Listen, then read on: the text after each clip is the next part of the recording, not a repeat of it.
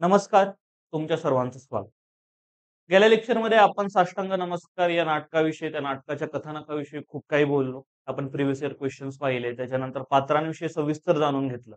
आणि त्यापुढे जात असताना आपण अशा एका टप्प्यावरती थांबलो, जिथे आपल्याला आत्तापर्यंत ने अर्थात आयोगाने जे काही प्रश्न विचारले होते, त्या प्रश्नांचे आपल्याला नमुना आदर्श उत्तर आपल्याला पाहायची होती. आणि ते प्रश्न आपण कसे अटेम्प्ट करावेत याच्याविषयीचा एक ब्रॉड ओव्हरव्ह्यू, एक दृष्टिकोन आपल्याला अभ्यासायचा होता. तर आजच्या लेक्चरमध्ये आपण ते करणार आहोत. आणि मी आशा करतो की तुमच्याकडे आपल्या ज्या नोट्स आहेत, त्या नोट्सचं प्रिंटआउट असेल किंवा पीडीएफ मध्येही त्या नोट्स उपलब्ध असतील. आणि ह्या नोट्स तुम्हाला कुठे मिळतील, तर आपली जी ॲप आहे, त्या ॲपच्या कंटेंट सेक्शनमध्ये तुम्हाला या सर्व गोष्टी मिळून जातील. अशी ॲप आहे. जर तुमच्याकडे प्रिंटआउट असतील तर बेटर, कारण तुम्ही त्याच्यामध्ये काही ना काही ॲड करू शकता. आणि जर नसतीलही तर काही हरकत नाही. इथे आपण एक ओव्हरव्ह्यू पाहणार आहोत संपूर्ण ह्याच्यात. तर अशी ही एकूण आपली नोट आहे. यात कळून येईल आपल्याला की प्रकयात्री साष्टांग नमस्कार या पुस्तकाविषयी संपूर्ण नोट आहे. पुढे गेलं तर आपल्याला टेबल ऑफ कंटेंट्स दिसेल. याच्यामध्ये काय-काय आहे? या संपूर्ण नोटमध्ये काय-काय आहे? हे सुरुवातीला मला वाटतं तुम्हाला नमूद करायला हवं. सुरुवातीला आता याच्यामध्ये पी-वाय-क्यूज जे आहेत, प्रिव्हियस इयर क्वेश्चन, तुम्हाला एक टेबलमध्ये सर्व सॉर्टेड मिळतील. तर ते पी-वाय-क्यूज दिसून येतील. पुढे त्याच्यानंतर साष्टांग नमस्कार या नाटकाचा मध्ये ओव्हरऑल ट्रेंड कसा आहे? तो ट्रेंड एक कळून येईल. कुठल्या वर्षी किती प्रश्न विचारले आहेत, त्या प्रश्नांची विचारण्याची टक्केवारी कशी आहे, सगळ्या गोष्टी कळतील. किती मार्क्सला विचारतात, एक अनालिसिस करायला थोडंसं सोपं पडतं. पुढे ज्यावेळेस जाऊयात आपण, तेव्हा आपल्याला साष्टांग नमस्कार या नाटकाच्या कथानकामध्ये जे काही पात्र येतात, त्या सर्व पात्रांचं समग्र विश्लेषण आपल्याला पाहायला मिळतं. ते विश्लेषण आपण पाहूया. त्यानंतर नाटकाची एक शॉर्ट समरी. आता शॉर्ट समरी म्हणजे काय? थोडक्यामध्ये नाटक 3 अंकामध्ये आहे. 110-11 पानांचं जर पुस्तक असेल, तर कंटिन्युअसली तुम्ही तरी रिव्हिजिट करू शकत नाही. परंतु त्याची आपण एक शॉर्ट समरी मिळवलेली आहे, एक तयार केलेली आहे, ज्याच्यामुळे तुम्हाला अडचण येणार नाही संपूर्ण नाटकाचं एक कथानक, एक प्लॉट समजून घ्यायला. बरं, त्याच्यानंतर आपण रसस्वादाचे प्रश्न पाहणार आहोत, अत्रेंविषयी जाणून घेणार आहोत. आणि ते झाल्यानंतर ने आतापर्यंत जेही प्रश्न विचारलेले, त्या प्रश्नांची आपण काही नमुना उत्तरं पाहणार आहोत. आणि त्या उत्तरांसोबतही आपण या संपूर्ण परीक्षेकडे कोणत्या व्ह्यूने, त्या प्रश्नांकडे, त्या परीक्षेकडे कसं जायचंय, त्याच्याविषयी थोडंसं पाहूयात. चला तर सुरू करूयात. असे कंटेंट होते. हे आतापर्यंत विचारलेले पी-वाय-क्यूज. ही पीडीएफ आहे. ही पीडीएफ मीही रेफर करतोय. तुम्हालाही हीच पीडीएफ रेफर करायची.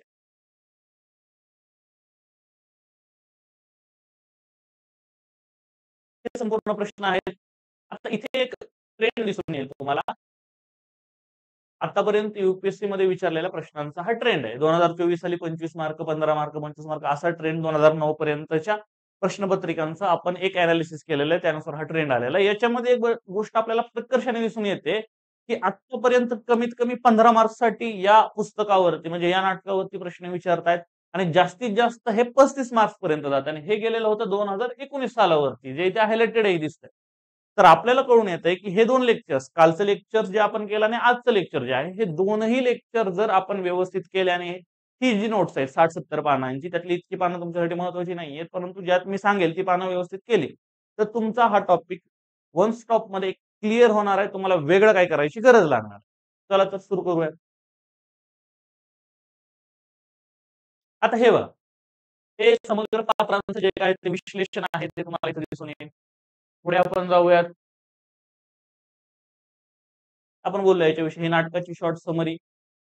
इथे अंक पहिला, त्याच्याविषयी सगळ्या गोष्टी आहेत, की त्या अंकामध्ये काय झालं, कसं झालं. आणि आपण गेल्या लेक्चरमध्ये हे सर्व पाहिलेलं आहे.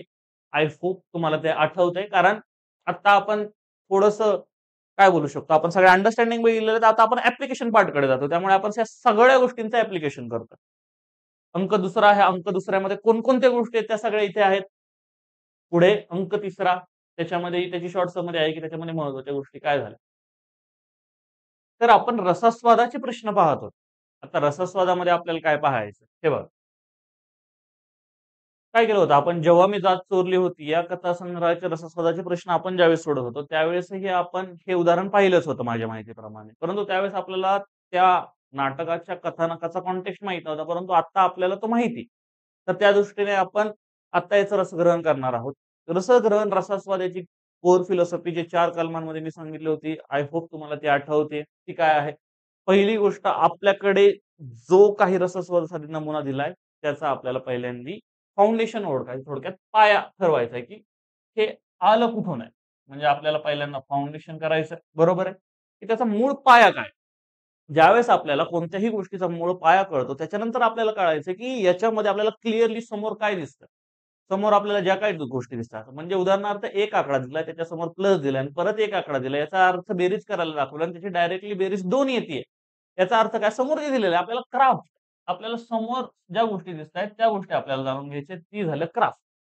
आणि क्राफ्ट जाणून घेतल्यानंतर आपल्याला करायचं की हे ॲडिशन करण्यामागे त्याचा काय आत्मा असेल, काय त्याला बोलायचं असेल. अर्थात लेखकाला असेल किंवा कवीला असेल आपल्याला काय गोष्टी बोलायच्या आहेत, सांगायच्या आहेत, नमूद करायच्या आहेत त्याचाच अर्थ होतो की आपल्याला त्या उतार्याचा सोल जाणून घ्यायचा आहे, त्या उतार्याचा आत्मा जाणून घ्यायचा आहे. आपण फाउंडेशन केलंय, आपण क्राफ्ट केलंय, त्याच्यानंतर आपण सोलही पाहिलाय. त्यानंतर शेवटी आपल्याला पोहोचायचंय कन्क्लुजन पाशी.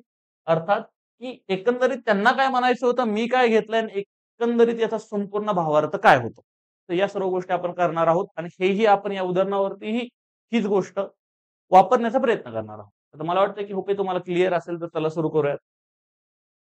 पहिली गोष्ट काय आहे, आपल्याला वर्ड बाय वर्ड रीडिंग करायची. जसं की माझा कुठलाही किस्सा तुम्ही तपासून पहा. ठीक आहे. याच्यामध्ये आता पहिली गोष्ट काय डिटेक्टिव्हपणा आपल्याला पात्र जाणून घ्यायची की कुठले पात्र आहेत. माझा हा वाला एक कॅरेक्टर आहे. बरोबर आहे की कुठलाही किस्सा तुम्ही तपासून पहा. त्यात तुम्हाला वाळलेली गुलाबाची फुलं, ठीक आहे, वाळलेली, सुकलेल्या जाळीच्या सुकलेल्या वेण्या, पुन्हा चुरगळलेले हातरुमाल, बांगड्यांचे तुकडे आणि हिरव्या पोतीचे मणी. हे थोडंसं एक काय म्हणू शकतो निगेटिव्ह वर्णन इथे का वाटतंय आणि आपल्याला ते दिसतंय थोडंसं जाणवतंय. आणखीन कितीतरी गोष्टी सापडतील. बरं. कशामध्ये सापडतील इतक्या सगळ्या गोष्टी? खिस्यामध्ये. हे तर आपल्या काव्याचं सारं भांडवल.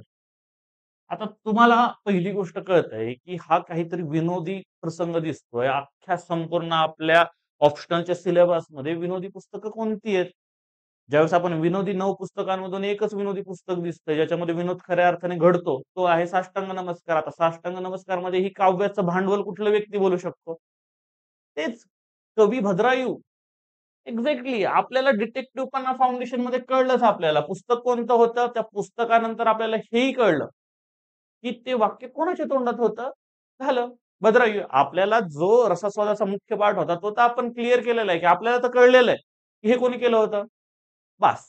फाउंडेशन तर झालं, पुस्तकही कळलं.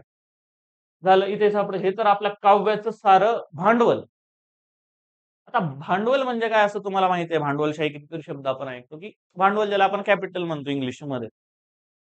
तर कवितेचं भांडवल म्हणजे कवितेसारखी इतकी पवित्र गोष्ट, बरोबर आहे का, सौंदर्य आहे त्या गोष्टीमध्ये, ती गोष्टीला कोणीतरी व्यवसायाने त्याचं काहीतरी भांडवल अशी एक उपमा दिलेली आहे.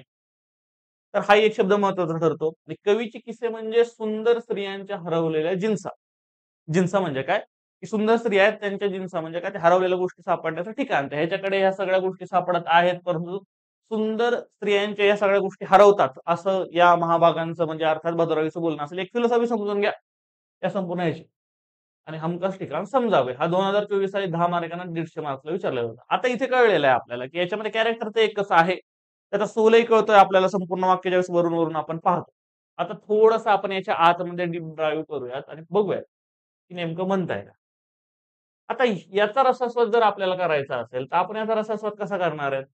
एक गोष्ट सांगा, की पहिली गोष्ट आपण बोलणार, की हे कुठून आहे, काय आहे? पहिल्यांदा ते वाक्य येईल. आता आता आपण काय करूया, सुरुवातीला एक बेसिक अंडरस्टँडिंग बघूयात, की आपण याला ओव्हरऑल कसा अप्रोच करायचा.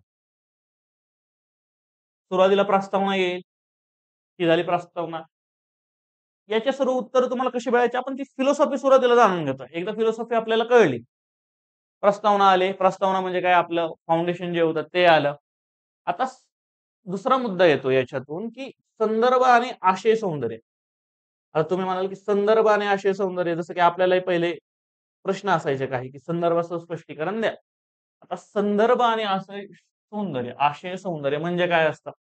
पहिली गोष्ट आपल्याला ती कळायला हवी ना, आपण फाउंडेशनमध्ये ती गोष्टच बोलतो. ती म्हणजे काय? नाट्य संदर्भ. नाट्य संदर्भ तोच काय, की नाटकामध्ये या वाक्याचा, या घटनेचा कुठे संदर्भ येतो आणि ती घटना कुठे घडली असेल. आता एक गोष्ट तर आपल्याला क्लिअरली कळते, ह्या सगळ्या गोष्टी कोणी बोलणार आहेत, भद्रावी बोलणार आहेत, तो कुठे बोलला असावा? कारण हे पहिल्या अंकामध्ये, कारण आपण आठवा, आपण क्रोनॉलॉजी आठवा संपूर्ण आपल्या गोष्टी. त्यात आपल्याला क्लिअरली कळेल, की काय करतोय भद्रायू. तो त्यांचा जो लव्ह ट्रायंगल असतात, तिथे स्वतःच्या काव्याच्या बडथ्या ज्यावेळेस तो मारायला लागतो, त्यावेळेस तो या गोष्टी क्लिअरली बोलायला लागतो. झालं. आपल्याला एक गोष्टही कळली, की याचा जो नाट्य संदर्भ होता तो मिळालाय आपल्याला. पण नाट्य संदर्भामध्ये आपल्याला क्लिअरली कळत आहे की त्याच्या कवितेची प्रेरणा काय तो सांगतोय, कवितेचं त्याचं नेमकं भांडवल काय आहे हे कळवलंय त्यांनी. एक उपहासात्मक दृष्ट्या सगळ्या गोष्टी सांगितलेल्या आहेत, त्याच्याविषयी गोष्ट ती वेगळी झाली, परंतु आपल्याला ह्या गोष्टी यातून समजतात. तर हा झाला नाट्य संदर्भ.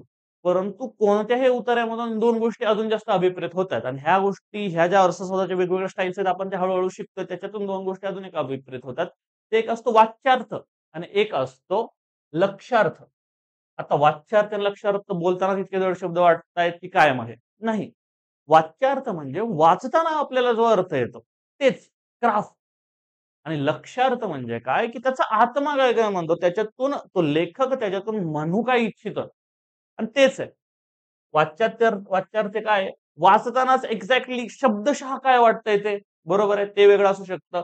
आणि लक्ष्यार्थ म्हणजे काय की एक त्याच्या आतही म्हणजे आपण एखाद्या गोष्टीमध्ये आत तुडुंब बुडून जाऊन कशा त्या गोष्टीविषयी विचार करतो, ती गोष्ट झाली. बरं.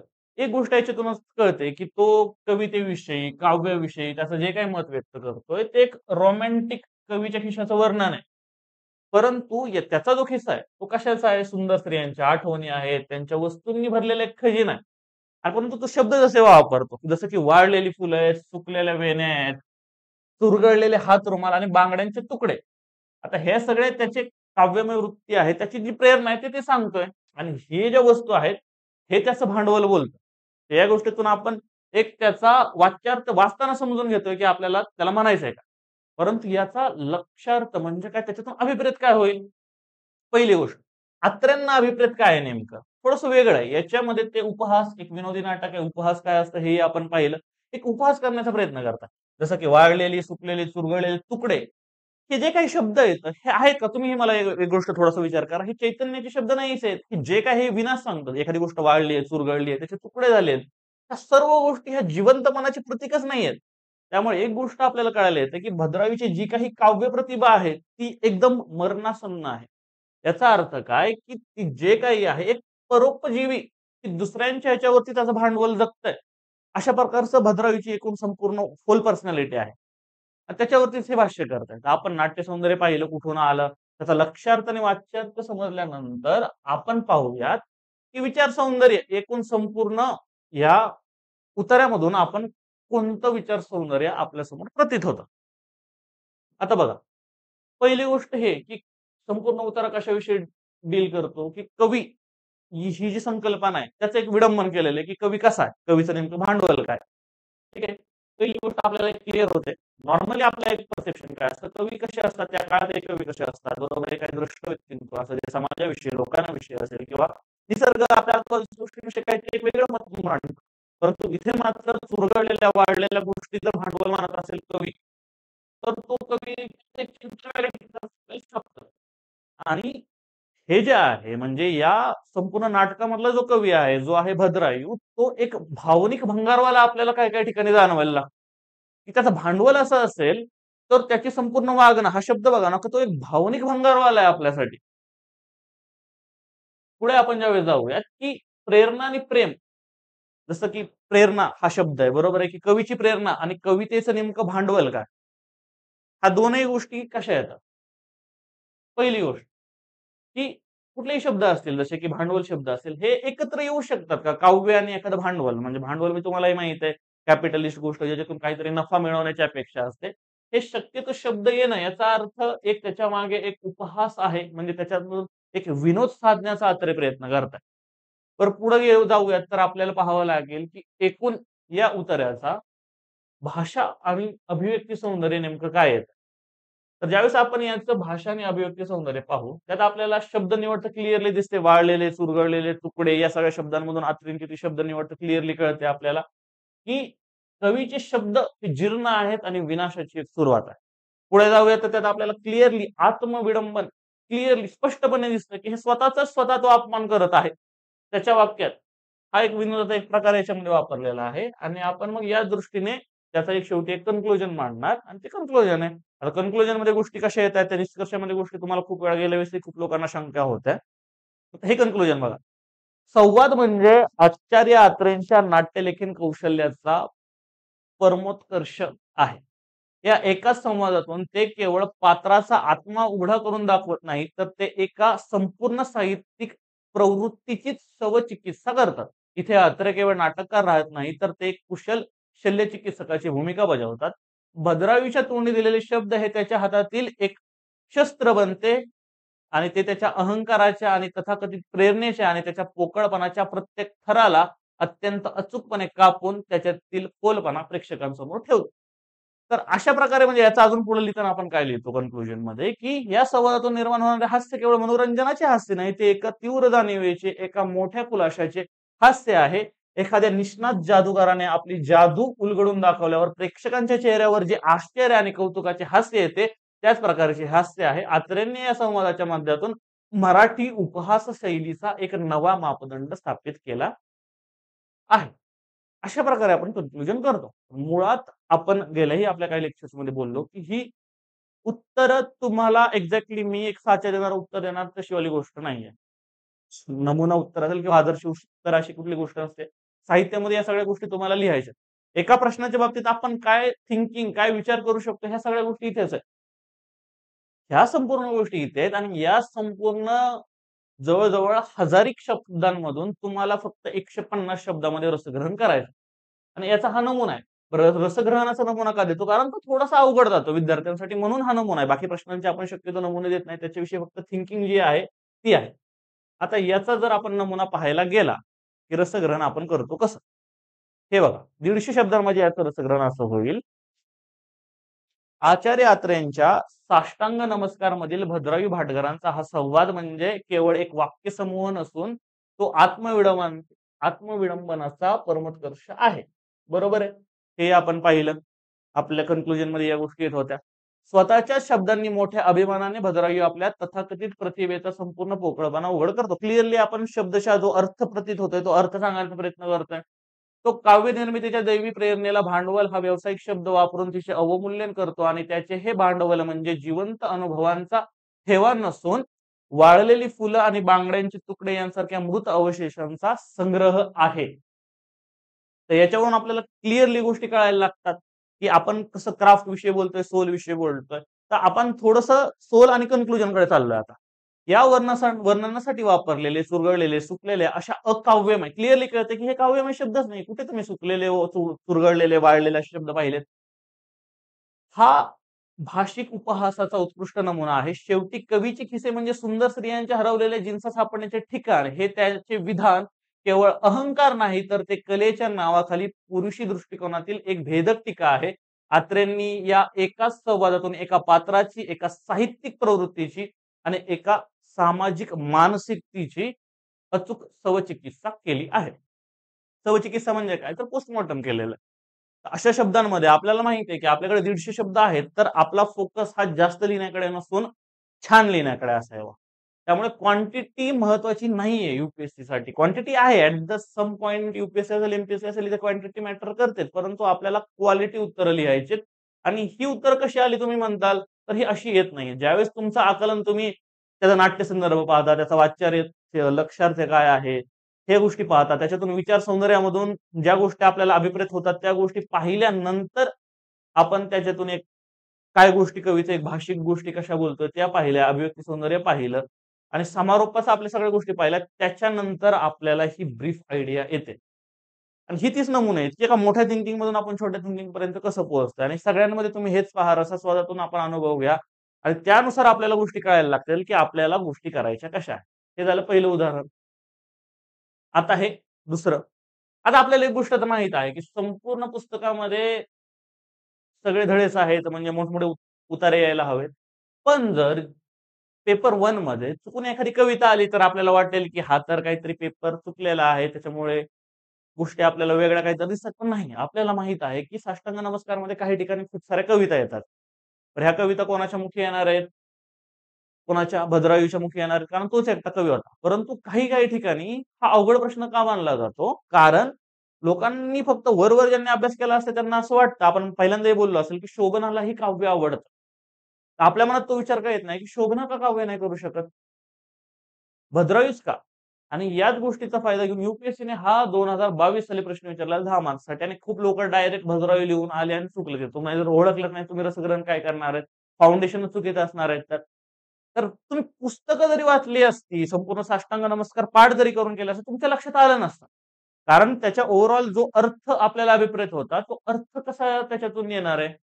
वाचल्याशिवाय तर कळणार नाही. डायरेक्टली आपल्याला कविता दिसते तर ती असेल भद्रायुची. हा एक पहिला गेस आपण मारू शकतो, की शक्यतो भद्रायुने हे लिहिलं असू शकतं.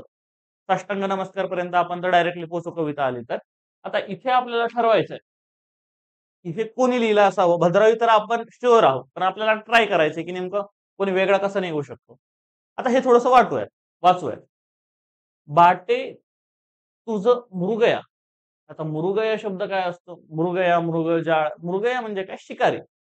ठीक आहे. एक आपल्याला अर्थ अभिप्रेत होतोय, की शिकारी बोलायचा काहीतरी प्रयत्न चाललाय. बाटे तुझं मृगया, शिका प्रश्नचिन्ह दिसतंय. बर. समजसी जग जणू. जंगल सारे. बरं. कुठलं तरी जग आहे जे शिकारी समजतंय. कोणास बरं ठीक आहे. अनेक स्त्रीजन. अच्छा, संपूर्ण स्त्रीला कोणीतरी मृगया स्त्रीजन समजतंय. वन्य पशु का? वन्य पशु प्राण्यांप्रमाणे स्त्रीला कोणीतरी शिकार समजतंय. बघुनी मृगाते कस्तुरी मिळते. अच्छा. सगळ्यांना कस्तुरी म्हणजे कस्तुरी एक खूप मोठा शब्द आहे. जो जे मृग असतं म्हणजे जे हरिण असतं. हरणाचा एक प्रकार आहे, की त्याच्यातून कस्तुरीचा एक सुगंध आहे, तो बाहेर पडतो आणि तो खूप सुंदर सुगंध रेअर आहे. कस्तुरी पसरते. तो गंध वेगळा असतो. तो खूप मराठीमध्ये कवींनी त्याचं वर्णन केलेलं आहे. तर ते कस्तुरी मिळते. लाभे तैशी प्रीती कधी का? ठीक आहे. आपल्याला असं वाटतं, की काहीतरी क्लिष्ट लिहिलेलं आहे, याचा काही अर्थ लागावा. क्लिअरली तुम्ही थोडंसं लक्ष देऊन बघा. त्याचे शब्द ती जुनाट भाषा शैलीकडे जाऊ नका. एक गोष्ट पाहणे, या गोष्टी प्रॅक्टिसने देतात. इथे एक गोष्ट कळते, कोणीतरी शिकारी आहे, स्त्रियांना तुम्ही प्राण्यांसारखं मानताय आणि कस्तुरी मिळते, परंतु कधी प्रीत तशी मिळते का? आता ह्या सगळ्या गोष्टी कोण बोलेल बरं? आता शिकारी कोण होता आपल्या ह्याच्यात? क्लिअर मेन्शन आहे. शिकारी कोण होता? शंतनू. ठीक आहे. ही गोष्ट आपल्याला कळली. आता शंतनूला ह्या गोष्टी कोण बोलेल? भद्रायू. का बरं? भद्रायू बोलू शकतो का? परंतु भद्रायू इतकं चांगलं कधी लिहायला लागला? पहिला प्रश्न हाच निर्माण होतो. बरं ठीक आहे, भद्रायू नाही, मग अजून कोण काव्य करू शकतं? कथालेखनावरती इतका प्रेम आहे, मीरा तर येत नाही. बाकीची हे लिहिलं तर असं वाटतंय क्लिअरली एका स्त्रीने लिहिलेलं आहे, की तुला कस्तुरी मिळते, पण स्त्रियांना पशुप्रमाणे मानता, परंतु तिला प्रेम कधी करणार तुम्ही? प्रीत कधी का? प्रीती कधी का? असा प्रश्न ज्यावेळेस विचारतात, कुठल्या तर स्त्रीने लिहिलेला आहे. तर क्लोजेस्ट आन्सर ह्याचं काय? शोभना. एक्झॅक्टली ही जी काव्यपंक्ती आहे आणि हे एक्सेप्शन होतं, जी शोभना काव्य करतं, शोभना जी काव्य करते, ते आहे हे काव्य. पण आता ही गोष्ट तुम्ही समजणार कशी आणि ही शब्दांमध्ये येणार कशी? पहिली गोष्ट त्याचे काहीतरी नाट्यसंदर्भ आपल्या लिखाणातून यायला पाहिजेत. नाट्यसंदर्भ कुठले? भाषण कधी होतो? ज्यावेळेस त्या वनभोजनाच्या प्रसंगाच्या त्याच वेळेस येतो. शंतनू जो असतो शिकारू, त्याच्याबरोबर तो रांगडा काहीसा आक्रमक स्वभाव आहे, तो मन जिंकण्याचा प्रयत्न करतो आणि त्याच्या त्या वृत्तीतून त्याचा जो रांगडा स्वभाव आहे, त्याला काउंटर करत असताना ती काव्यातून ह्या गोष्टी बोलते. तर ते तिथे येतं. आता पुन्हा तेच. याचा वाच्यार्थ आणि लक्ष्यार्थ काय? वाचताना सरळ-सरळ अर्थ काय येतो? आणि हे तुम्हीही क्लिअरली हा अर्थ पाहू शकता. तो अर्थ कसा आहे? तुला हे प्रेम म्हणजे एखादी शिकार वाटते का? जेच आपण बोललो प्रेमाला शिकार. तू या जगाला जंगल, स्त्रियांना जंगली पशू समजतोस काय? हरणांचा पाठलाग करून कस्तुरी तीच मौल्यवान वस्तू जो सुगंध आपण बोलत होतो. कस्तुरी मिळते. परंतु त्याप्रमाणे प्रेम कधी असं मिळतं का? असं क्लिअरली त्याचा शब्दशः अर्थ होतो. परंतु आपल्याला फक्त क्राफ्ट नाही बघायचंय, आपल्याला सोल बघायचंय. परंतु एका बाजूला शिकार आणि प्रेम इतक्या कॉम्प्लेक्स कॉम्प्लेक्स गोष्टी आपण एकत्र आणलेल्या आहेत. तर हे समजून घ्या, सोल समजून घ्यायचं संपूर्ण ह्याच्यामध्ये, की तेच आहे, की प्रेम एक तरल आहे, परस्पर संवाद आहे, समर्पण आहे. ती एखादी शिकार नाहीये, एक अहंकारी भावना नाही. त्याच्यात समर्पण लागतं, एकमेकांचा विश्वास लागतो, या सगळ्या गोष्टी असतात. त्याच्यामुळे जर तुम्ही स्त्रीला शिकार मानाल, बरोबर? स्त्रीचा तुम्ही जर शिकार म्हणून विचार कराल, तर एक प्रेमाला तुम्ही विजय मानाल, की प्रेम जर जिंकलं तर तुम्ही त्यात विजयी आहात. परंतु ज्यावेळेस आपण एखाद्याचा शिकार करतो, त्यावेळेस आपल्याला असं वाटतं, की आपण हरणाचा आपण शिकार करतो, त्यावेळेस आपल्याला वाटतं, की आपण कस्तुरीला मिळवलेला आहे. परंतु ते हरीण मृत आहे आणि त्या हरिणाचा मूळ सुगंधाचा जो काही स्रोत असतो, तो स्वतः हरिणाचा असतो. त्यामुळे असं हे प्रेम कुठलं, की जे कस्तुरी मिळूनही तुम्ही प्रेम मिळवू शकत नाही आणि शेवटी जो क्वेश्चन मार्क आहे, की प्रीती कधी मिळेल? तो यशाच्या विरुद्ध आहे. बरं, याचा विचार सौंदर्य आणि भाव सौंदर्य आपण पाहायला जाऊ. त्याच्यात आहे मृगया विरुद्ध प्रीती, एक शिकारी आणि विरुद्ध प्रीती म्हणजे काय, प्रेम. तर तसंच वर्णन आहे आणि याच्यामध्ये त्या सगळ्या गोष्टी आहे. प्रीती काय असणार आहे, मृगया शिकारी कोण आहे, पुरुष अहंकार आहे, प्रीती काय, एक ते संवेदनशील समर्पणशील जे प्रेम असतं त्या प्रेमाविषयी ह्या गोष्टी येतात. बरं, याच्यामध्ये भावनिक आविष्कार तर होतोच, त्यात काही वादच नाहीये. एक थोडंसं शंतनूच्याही मनामध्ये वेगळा प्रभाव पडावा त्याच्यासाठीची ही वाक्य येतात. बरं, याच्यातून पुढे मुद्दा येतो, की याच्यातून एक अभिव्यक्ती आणि त्यातही अलंकार सौंदर्य कुठलं येतं. आपण क्लिअरली पहा, रूपक अलंकार तर आपल्याला दिसतोय आणि प्रश्न अलंकारही दिसतोय. आता रूपक अलंकार कसा, की जसं की जग जे आहे त्याला आपण जंगल म्हणतोय. बरोबर आहे. स्त्री जी आहे तिला आपण वन्य पशु म्हणजे याच्यात अशी वर्णन आहेत. ती वन्य पशुसारखी आहे आणि पुरुष हा शिकारी आहे. तर याच्याद्वारे हे संपूर्ण ही कविता जी काही आहे शोभनाच्या मुखी आत्रेंनी लिहिलेली तर ती तशी आहे. आणि प्रश्न काय? शेवटचा जो प्रश्न आहे, की "बघुनी मृगाते कस्तुरी मिळते लाभे तैशी प्रीती कधी का?" की तोच एक प्रश्न आहे ना, की त्या वागण्यावरती प्रश्न करतोय, की कस्तुरी मिळते, पण ते प्रीती, ते प्रेमात असं वागणं बरोबर आहे का? हे डायरेक्ट जो क्लिअर प्रश्न आहे, तो पुरुषांकावरती प्रश्न आहे. बरं, याच्यामध्ये तेच आहेत. या संपूर्ण लिखाणामध्ये जर भाषिकदृष्ट्या बघितलं, तर त्याच्यामध्ये आपल्याला नाद आहे, शब्द आहे, वृत्त आहे, सौंदर्य आहे, सगळं आहे. आणि त्या दृष्टीने आपण समारोप करणार. आता याचं पुन्हा आपण एकदा जाऊयात आणि याचं आपण पाहूयात, की 150 शब्दांमध्ये या सगळ्या गोष्टी आपण फिट कशा बसवणार? तर इथे बघा. आचार्य अत्रेंच्या साष्टांग नमस्कार या गद्य नाटकात शोभनेच्या तोंडी असलेली ही लहानशी कविता म्हणजे जणू नाटकाचा वैचारिक आणि भावनिक आत्माच आहे.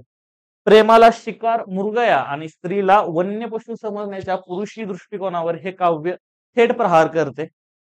त्यातील जग म्हणजे जंगल हे रूपक अत्यंत भेदक असून ते प्रेमाच्या नात्यातील कस्तुरी मिळते प्रेमाच्या नात्यातील सुसंस्कृतपणाचा जो काही मुखवटा आहे तो फाडून त्यामागील आदिमवृत्तीचं एक दर्शन घडवतो. बरं, कस्तुरी मिळते लाभे तैसी प्रीती कधी का, हा जो अंतिम प्रश्नाचा जो काय अलंकार आहे म्हणजे या कवितेचा कळस आहे. तो शंतनुलाच नव्हे तर संपूर्ण पुरुषी अहंकाराला आत्मपरीक्षण करण्यास भाग पाडतो. 4 ओळींमधून आत्र्यांनी एका गंभीर तत्वज्ञानाला उत्कट भावनेच्या आणि श्रेष्ठ कलेच्या कोंदणात बसवून या हास्य नाटकाला एक सखोल गंभीर परिणाम दिले आहे.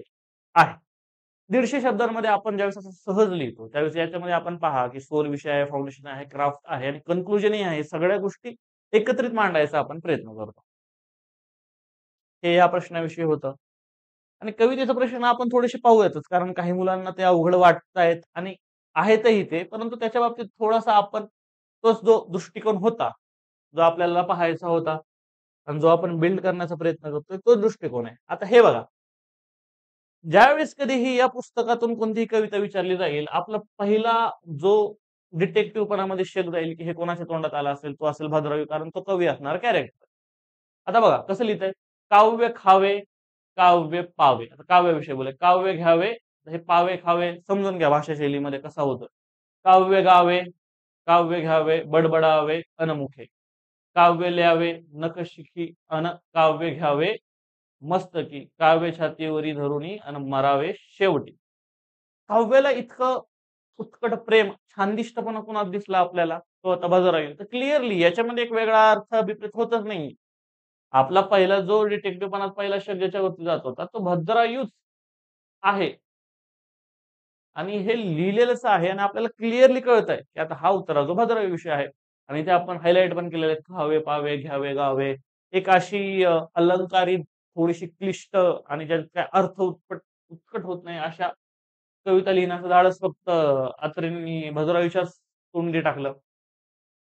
पुन्हा तेच आहे, की याचा नाट्यसंदर्भ काय? ते पहिल्या अंकामध्ये मीरा ज्यावेळेस जी आहे कथेवरती प्रेम करणारी कविता चांगली का ज्यावेळेस त्या दोघा बहिणींची भांडणं चाललेलं असतात मीरा आणि शोभना. त्यावेळेस तर कविता म्हणजे नेमकं काय? त्याच्याविषयी बोलताना भद्रावी या गोष्टी बोलतात. आता याचा तोच आहे. आशय सौंदर्य आपण पाहू त्याच्यामध्ये तेच आहे. पहिली गोष्ट वाचताना काय अर्थ येतो? शब्दशः अर्थ तोच आहे. पहिली गोष्ट तोच आहे, की कवीने आपले संपूर्ण जीवन काव्याला समर्पित केले पाहिजे. त्याने काव्य खावे, प्यावे, गावे, ल्यावे. ल्यावे म्हणजे काय थोडक्यात अंगावर परिधान करावे आणि शेवटी काव्याला छातीशी धरूनच मरावे. काव्य हेच त्याचे अन्न, पाणी, वस्त्र, जीवन, मरण असलं पाहिजे. क्लिअरली आपल्याला शब्दशः तोच अर्थ होतो. परंतु लक्षार्थ पाहूयात त्याच्यावरती आपल्याला एक गोष्ट कळतं, की कलेप्रती जी काही संपूर्ण निष्ठा आहे, म्हणजे वास्तवात विवेकपूर्ण आहे का? की कला, फक्त कला. मग तोच एक थॉट सुरू होतो. तर कलेसाठी कला का जगण्यासाठी कला? मग अत्रेंना तेच आहे, की माणूस काव्य कसं खाऊ शकतो? थोडंसं एक उपहास केलेला आहे त्यांनी आणि कलेसाठी कला म्हणणाऱ्यांचा त्यांनी एक पलायनवादी दृष्टिकोन त्यांचा कसा असतो, म्हणजे कसं की भुकेने मरेल, पण तरीही कला करेल, अशीवाली जी लोकं असतात त्यांच्यावरती एक ॲब्सर्ड रित्या त्यांनी थट्टा केलेली आहे. आता ह्याच्यातून तेच आहे, विचार सौंदर्य आणि भाव सौंदर्य पाहूया. वैचारिक विडंबन केलंय, कलेसाठी कला या तत्वाचा अतिरेक आणि छानदिष्टपणाविषयी सगळ्या गोष्टी आहेत. छानदिष्टपणा क्लिअरली दिसतो आपल्याला भद्रावळीचा काय, सिद्धेश्वरचा काय, सगळ्यांचा शोभनांनी राग सगळ्यांचे एक तोच आहे आणि पुढे ज्यावेळेस आपण भावनिक उपहास पाहतो, की खरा कवी आणि दांभिक कवी. खरा कवी कशावरती कविता करतो आणि दांभिक कवी, कवीने सर्वच करावं, खावे-प्यावे कविता संपूर्ण जीवन कवितेवरती असावं, ही दांभिक कवितेमधली ही आपल्याला दिसते. आणि कविता ही भावना ही किती उदात्त आहे, त्याच्यामध्ये कलानिष्ठा कशी आहे. परंतु कलानिष्ठा आणि वेडेपणा यांच्यात जो फरक आहे आणि तोच आपल्याला दिसून येतो. त्या उतार्यामध्ये आपल्याला कळतं, की किती टोकाची भूमिका मांडताय. पुनरावृत्ती जो आहे, तिथे क्लिअरली दिसते, की एक गोष्ट सारखी, सारखी, सारखी रिपीट होते. कावे, खावे, पिवे आणि क्रियापदांची ही जी काही निवड आहे, खाणे-पिणे, ल्याणे, धरणे, ते आपल्याला दिसून येतं, की वापर कशा दृष्टीने केलेला आहे. आणि हेच आहे, एक उपहास आहे, एक उपहासात्मक लय आहे, गंभीरपणा आहे काही ठिकाणी, उदात्त पण होतं, काही ठिकाणी पुन्हा ते गंभीर होतं. या सगळ्या गोष्टी आपल्याला इथे जाणून येतात. ज्यावेळेस आपल्याला हे 150 शब्दांमध्ये लिहायचं असतं, त्यावेळेस आपण त्याला असं प्रेम करायला हवं. आचार्य अत्रेंच्या साष्टांग नमस्कार मधील भद्रावी भाटकरांची ही कविता म्हणजे केवळ काव्य नाही, तर तो त्यांच्या छानदिष्टपणाचा जाहीरनामा आहे. इथे आपण फाउंडेशन क्लिअर केलंय बघा. पुढे आपण बोलणार आत्मविडंबनाचा हा परमोत्कर्ष असून यात पात्र स्वतःच्याच शब्दांनी मोठ्या अभिमानाने आपल्या प्रतिभेचा पोकळपणा उघड करतो. कलेसाठी कला या तत्वज्ञानाला त्याच्या हास्यास्पद टोकापर्यंत ताणून अत्रे त्यातील अव्यवहार्यता दाखवतात. काव्य खावे, काव्य ल्यावे यांसारख्या भौतिक क्रियापदांचा अमूर्त संकल्पनेसाठी वापर करणे आणि काव्य शब्दाचा मंत्रासारखा गजर करणे यातून भद्रावळीच्या वेडाची तीव्रता आणि नाटकाचा एकूण उपहासात्मक सूर दोन्ही घडत होता. भद्रावळीचा हा काव्यनाद म्हणजे राव बहादुरांच्या नमस्कार वेडाचंच एक साहित्यिक रूप आहे.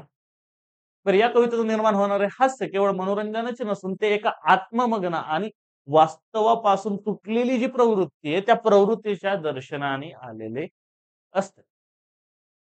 अशा प्रकारे आपण एकंदरीत संपूर्ण जो रससवाद असतो तो करतो. तर ह्या 2 कविता आपण पाहिल्या. पुढेही आपल्याला अजून एक अशी काव्यमंक्ती दिसते, जी या पुस्तकातून विचारलेली आहे. ती आपण ती पाहिलीच आपण. अजूनही पुढे येत आहेत का ते पाहूयात. आता इथे बघा ना, आता पहिली गोष्ट डिटेक्टिव्हपणा तुम्हाला द्यायचं. हे कसं सोडवायचे याची नमुना उत्तरं तुमच्याकडे आहेतच. आता याच्यामध्ये थोडंसं जाऊन पाहूयात. मी बी परीक्षेत 5 वेळा नापास झालो. ठीक आहे. कोणातरी मी आहे इथे बी परीक्षेत 5 वेळा. बापरे! याचे कारण म्हणजे ठाऊक आहे का? क्वेशन विचारलाय स्टार्स.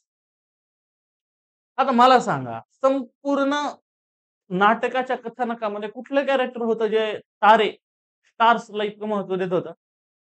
सिद्धेश्वर, राशी, भविष्य, ग्रह, नक्षत्र यांच्यावरती कोणाचा सर्वात जास्त विश्वास होता?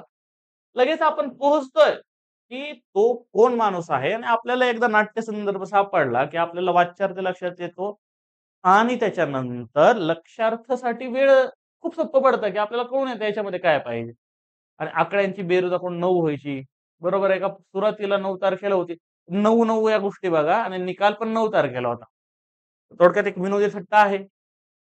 आता याच्यात पाहूयात, की आपण ह्या सगळ्या गोष्टींशी डील कसं करणार आहात. पहिली गोष्ट नाट्य सौंदर्य आणि आशय सौंदर्य पाहूयात. नाट्य संदर्भात कळलं, की हा नाटकाच्या 3ऱ्या अंकात येतो. ज्यावेळेस सिद्धेश्वर हा राव बहादूरांचा मुलगा बी.एच्या त्याच्याविषयी तो बोलतो आणि त्रिपुरीला जी आहे तिला प्रभावित करण्याच्या प्रयत्नात या सगळ्या गोष्टी तो बोलतो.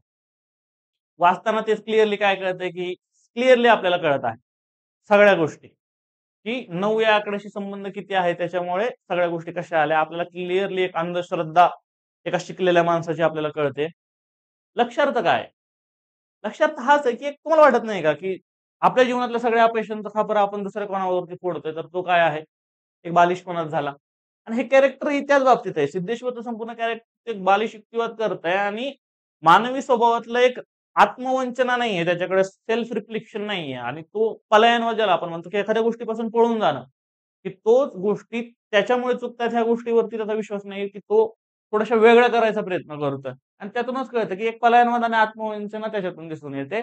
आणि तो स्वतःला नाकारता समजत नाही, की तो त्याच्या हुशारीमुळे नाही झाला, की सगळं नवतार केलं होतं म्हणून झालं. बरं याचं विचार सौंदर्य आणि सामाजिक टीका पाहिली, तर पहिली गोष्ट तेच आहे, क्लिअर आहे याच्यामध्ये दैववाद जो आहे त्याच्यावरती एक प्रहार दिसतो.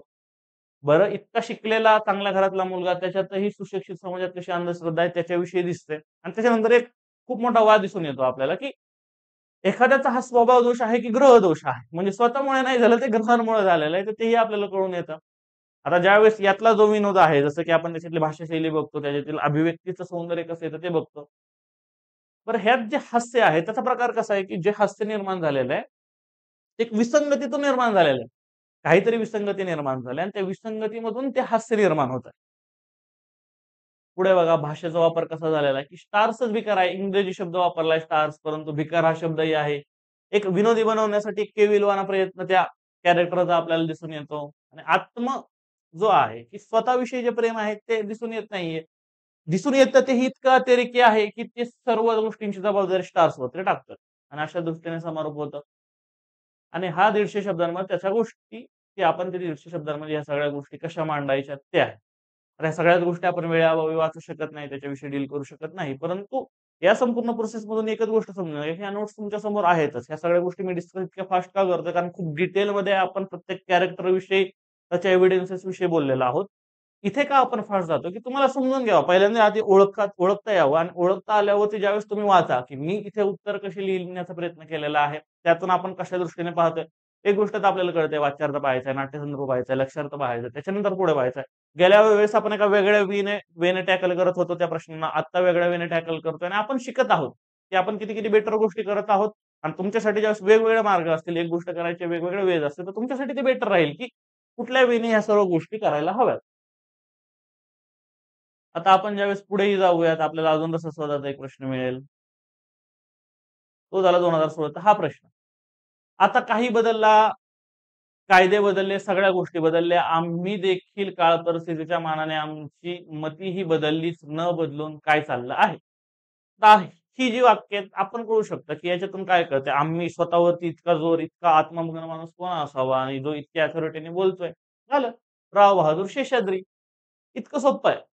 आणि तेच इथंच आहे. आणि इथे ज्यावेळेस आपण 150 शब्दांमधलं वाचू इथं, की आचार्य अत्रेंच्या साष्टांग नमस्कारमधील राव बहादुरांचा हा संवाद म्हणजे बदलत्या काळावरील भाष्य नसून तो संधी साधूपणाचा एक निर्लज्ज जाहीरनामा आहे.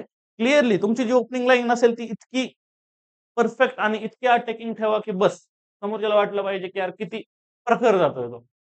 तत्वनिष्ठेला अव्यावहारिक ठरवून ते आपल्या सोयीस्कर भूमिकांना काळ परिस्थितीच्या मानाने बदललेली मती असं गोंडच नाव देतात. हा संवाद म्हणजे त्यांच्या नैतिक होकायंत्राची ती स्थिती आहे, जिथे सुई नेहमी उत्तरेकडे नाही, तर स्वार्थाच्या दिशेने स्थिर होते. उपमा तुम्हीही करा. लिहिताना मग प्रायोगिक बना. ह्याच गोष्टी असतात. अशा गोष्टी ज्यावेळेस लिहितो आपण, त्यावेळेस त्या गोष्टी अजून जास्त सुंदर होतात. न बदलून काय चाललंय हा त्यांचा अंतिम प्रश्न म्हणजे आदर्शवादाची केलेली थट्टा आणि तत्वशून्यतेचा स्वीकार आहे. अत्रेंचं कौशल्य यात आहे, की ते संवादातून केवळ एका पात्राचा मुखवटा उतरवत नाहीत, तर ते तत्वांना सोयीनुसार वाकवणाऱ्या संपूर्ण सामाजिक आणि राजकीय प्रवृत्तीचे एक अचूक निदान करतात.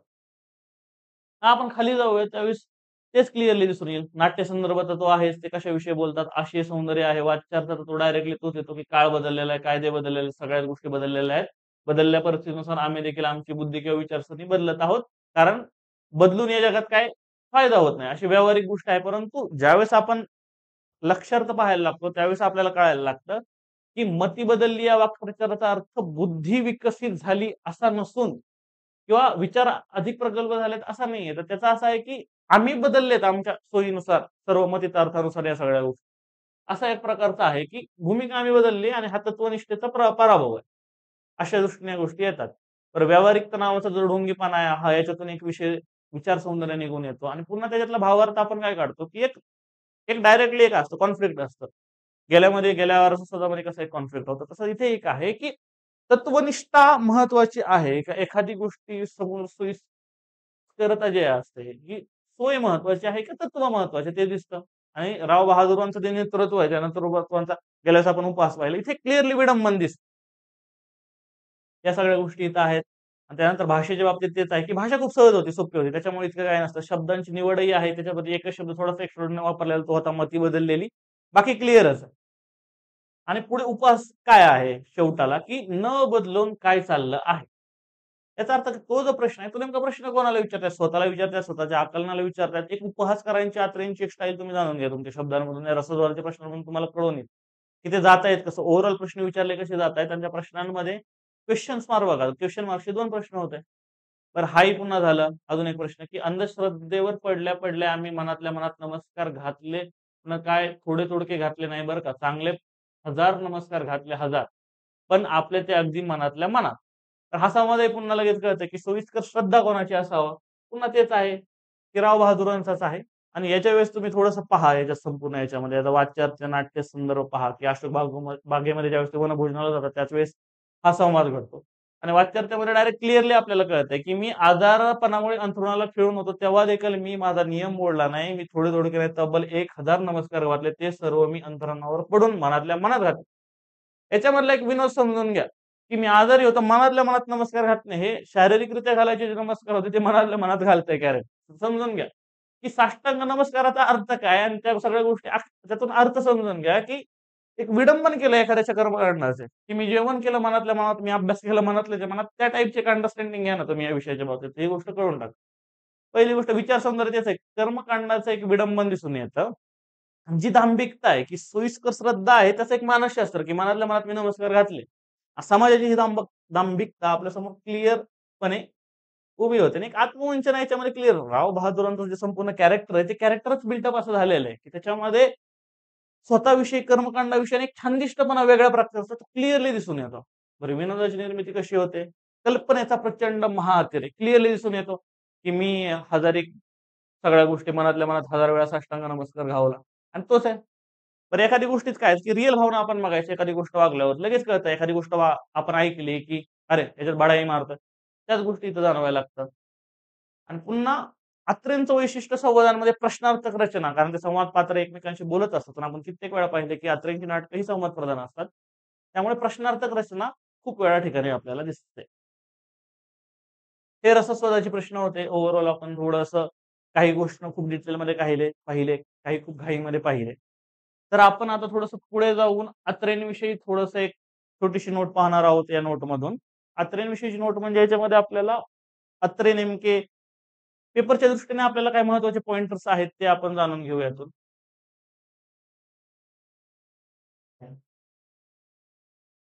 बाकी डिटेलमध्ये तुम्हाला ह्या नोट्स वाचायच्या आहेत. त्याची तुमच्या भाषेमध्ये टिपणा काढायच्या आहेत आणि त्याचे शॉर्ट्स करायचे आहेत.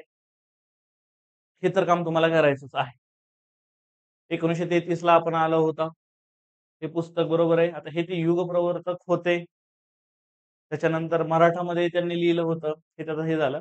पण अत्र्यांचा पहिल्या अध्यायात आपण काय बोलूयात, की अत्रेंचं नाट्यसृष्टीचं जे काही वैभव होतं ते. साष्टांग नमस्कार होतं हे त्यांचं पहिलं नाटक होतं. छानदिष्टपणा माणसांचा त्याच्यावरती होतं. त्याच्याविषयी बोललो. लग्नाची बेडी हे जे त्यांचं नाटक होतं. विवाह काय असतं, प्रेम काय असतं, या गोष्टींवरती थोडंसं भाष्य करतं आणि तेच पुन्हा त्यांची जी संपूर्ण शैली जी आहे नाटकांची तीच हास्याच्या बाबतीत होतं. साष्टांग नमस्कार, लग्नाची बेडी. घराबाहेर जे नाटक आहे, तर ते स्त्रियांचं एकूण समाजाच्या बाहेर काम करत असताना त्यांच्याला कुठल्या-कुठल्या गोष्टी त्यांना सहन कराव्या लागतात. त्याच्याविषयीचं ते होतं आणि मोरूची मावशी तर खूप वेळा आपण ऐकलं, अतिशय विनोदी सुंदर नाटक आहे. तर या नाटकांच्या माध्यमातून त्यांनी काही ठिकाणी विडंबन वापरलंय, उपहास करतात आणि प्रहसनही जे आहे, ज्याला आपण फार्स म्हणतो आपण ते पाहिलं. मोरूची मावशी हे त्या प्रकारचं नाटक आहे. सामाजिक नाटक हे पाहिलं घराबाहेर, की सामाजिक प्रश्नांवरती त्यांनी भाष्य केलेलं आहे. हे त्यांचं नाटक होतं. आणि त्यांची जी प्रतिमा होती एकूण वेगवेगळे आयाम होते. बहुआयामी ज्याला आपण म्हणतो, की ते मुळात नवयुग सारख्या साप्ताहिकामध्येही लिहायचे, मराठासारख्या वृत्तपत्राचे ते संपादक होते. तर त्यांच्या लिखण्यामध्ये आपल्याला वेगवेगळ्या गोष्टी घडतात.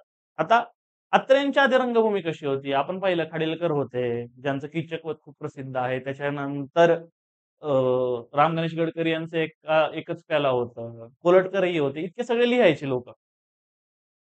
कोल्हटकरांची तर ज्या काही कोटीबद्ध आणि विनोदी साहित्य होतं तेही त्या काळामध्ये फेमस होतं. तर अत्रेंच्या आधी कुठली लोकं होती, तर हे आता आपण पाहिलं. आता आपण पुढे जाऊ त्यावेळेस अध्याय 3ऱ्यामध्ये नव्या पिढीवरती प्रभाव एक तर कळलं पु. ल. देशपांडे व्यक्ती आणि वलिंदांची आपण पाहिलंच आपल्या गेल्या लेक्चरमध्ये त्यांच्यावरती कसा प्रभाव पडला. वसंत कानेटकरांवरती कसा प्रभाव पडला हे आपण पाहिलं. आता समकालीन त्यावेळेस कोण होतं? आता मामा वरेरकर जे होते तेही लिहित होते. परंतु त्यांचं जे काही लिखाण होतं, ते खूप सामाजिक होतं. ते प्रचारकी वाटत होतं. परंतु अत्रे त्या काळात लिहित होते. अत्रेही सामाजिक विषयावर होते. पण अत्रे सामाजिक विषयांना हात घालण्याची त्यांची पद्धत वेगळी होती. ते आहे. आणि समीक्षक आहेत, जसं की गंगाधर गाडगीळ हे जे समीक्षक आहेत, ते अत्रेंचे जे विनोद आहेत त्याला क्रांतिकारक म्हणतात. ते पुढे काय म्हणतात, की अत्र्यांनी प्रथमच मध्यमवर्गीय माणसाच्या मनातील गोंधळ आणि त्याच्यातील दांभिकता इतक्या प्रभावीपणे आणि विनोदी पद्धतीने रंगमंचावरती आणली. बरोबर. राभा पाटणकर काय म्हणतात ज्यावेळेस हे आपल्याला इतक्या गोष्टी माहित असायला पाहिजे, अत्र्यांच्या बाबतीत कोण चांगलं बोलत आहे, कोणतरी टीकाही करत असणार आहे. तर पाटणकर कशी टीका करतात? ते बोलतात, की अत्र्यांच्या नाट्यरचनेत प्रसंगांची गर्दी असते, पण कथानकाची वीण मात्र काहीशी सैलसर राहते. कारण त्यांचे खरे लक्ष हे व्यक्तिरेखांच्या माध्यमातून सामाजिक भाष्य करण्यावरती असते. आणि आधी आपण खूपदा बोललेलो आहे, की अत्र्यांचं नाटक हे मुळात प्रसंगाच्या बाबतीत नाही, तर ते संवादांच्या बाबतीत आहेत आणि त्यांच्यामध्ये तेच आहेत, की खूप मोठी अशी स्टोरी नसते. साध्या सोप्या गोष्टी घडतात, परंतु त्याच्यातले प्रसंग त्याला विनोदी असेल किंवा बाकीच्या गोष्टी बनवतात. बरं जागतिक पटकथेवरती आपण नेहमी तेच बोलतो, की हे ॲडिशनल पॉइंटर्स आहेत जे 1-2 मार्क्स तुम्हाला मिळवतात. आता जसं की जॉर्ज बर्नार्ड शॉ जे आहेत, तर त्यांची जी काही नाटकं होत आणि अत्रेंच्या नाटकांमध्ये खूप साम्य होतं. जसं की काहीतरी एखादा प्रश्न आहे, प्रॉब्लेम प्ले ज्याला आपण म्हणतो. काहीतरी प्रश्न घेऊन यायचा आणि त्याच्यावरती नाट्य करायचं. तर हे एक प्रॉब्लेम प्लेच होतं. अत्रेंचं हे प्रॉब्लेम प्लेच आहे. तेच आहे. जॉर्ज जॉर्जही होता. त्याच्यानंतर मोलियर हा एक फ्रेंच नाटककार आहे आणि ह्याची जी जी काही नाटकं होती ती कॉमेडी ऑफ मॅनर्स आहेत. मॅनर्स म्हणजे काय ज्याला आपण शिष्टाचाराविषयी व्यंग ज्याला आपण म्हणतो. कॉमेडी ऑफ मॅनर्स कसं असतं, की एक शिष्टाचार असतो. एखादा माणूस बोलतो कसं म्हणजे समाजातला एक उच्चभ्रू वर्ग आहे. त्या वर्गाच्या एकूण वागणुकीवरती आपण ज्यावेळेस विनोद करतो, त्यावेळेस त्यांच्या दांभिक याच्यावरती ते होतात कॉमेडी ऑफ मॅनर्स आणि तेच आहात, की एका सामाजिक दोजा एक साहित्यिक अहंकार आहे. त्याच्याविषयी बोलतो. तर हिंदीमध्ये खूप सारे लोकं लिहित होते, बंगालीमध्ये खूप सारे लोकं लिहित होते. त्याच्याही तुम्हाला वर्णनं दिसून येतील. जसं की बिजोन भट्टाचार्य होते बंगालमध्ये लिहिणारे आणि खूप सारे होते. परंतु अत्रे ज्यावेळेस लिहित होते 1933 त्या काळामध्ये हिंदी रंगभूमी असेल ती शक्यतो राष्ट्रीय नाटकं यांना जास्त लिहित होती. म्हणजे भारताचा स्वातंत्र्य संग्राम असेल, या बाबतीत त्यांचे थोडेसे प्रयत्न जास्त चाललेले, की राष्ट्रीय भावना आपण समाजामध्ये कशाप्रकारे आणू शकतो. परंतु अत्रे यांची जी काही नाटकं असतील, ती वास्तववाद आणि राष्ट्रीय एकात्मिकेचा आदर्शवाद याच्यापेक्षा थोडंसं वरती जाऊन समाजाच्या दांभिकतेवरती टीका करणारी होती. त्यामुळे अत्रेंचं नेमकं महत्त्व काय याच्याविषयी ही संपूर्ण नोट आहे. एकदा तुम्ही वाचा. आपण ओव्हरव्ह्यू पाहिलेला आहे, की याच्यातल्या महत्त्वाच्या गोष्टी आपल्याला ज्या अंडरस्टँड करायच्या आहेत, त्या कोणत्या आहेत. आता आपण थोडंसं पुढे जाऊयात. आता आपण आपले जे पी-वाय-क्यूज आहेत ते पाहणार आहोत. रसस्वाद जो महत्त्वाचा पार्ट होता तो आपण पाहिलेलाच आहे. इथे थोडंसं आपण फास्ट जाणार आहोत. कारण ह्या नोट्स तुमच्या पुढे आहेत. मी वेगळं काही सांगणार नाही. हे आधीच सांगून झालेलं आहे. जस्ट प्रश्नाच्या बाबतीत आहे, की आपल्याला ओव्हरव्ह्यू घ्यायचा, की या प्रश्नातून अपेक्षित काय आहे आणि आपण सोडवणार काय आहोत. आता हा प्रश्न बघा हा 2009 सालचा प्रश्न आहे 60 मार्क्ससाठी. इतका महत्त्वाचा प्रश्न नाहीये. जुने प्रश्न होते पेपर पॅटर्न बदलला त्यावेळेस खूप डिस्क्रिप्टिव्ह प्रश्न विचारायचे. तर ठीक आहे. एकदा आपण प्रश्न पाहूया. श्रीमंत औंधकरांच्या आपण गेल्या लेक्चरमध्ये बोलत असेल तर औंध संस्थानाचे हे श्रीमंत औंधकर होते. साष्टांग नमस्काराबाबत हास्यास्पद प्रकारच्या मध्यवर्ती सूत्रावधी महाराष्ट्रातील थोड्या मोठ्यांच्या सन्निसिद्धेचे विशिष्ट नमुने गुंफून आचार्य प्रके आत्रे यांनी लिहिलेल्या साष्टांग नमस्कार या तिरकी संदिष्टपणाचे नाट्यमय विडंबनात्मक साहित्य कृतीने यशस्वी नाट्यप्रयोगाच्या लोकप्रियतेचा उच्चांक गाठला. वाङ्मयनिष्ठ चर्चा करा. तर ह्याचे वेगवेगळे पार्ट्स पडतात. इतका मोठा क्वेश्चन त्या काळात 60 मार्क्सला विचारायचे. तर त्यावेळेसचा पेपर पॅटर्न वेगळा होता. त्यामुळे हे प्रश्न आपल्याला समोर ठेवायचे नाहीयेत. याचा एका वेगळ्या प्रकारे आपल्याला एनालिसिस करायचं. बरं. ते एनालिसिस आपण आता कसं करणार? चला ते थोडंसं पाहूया.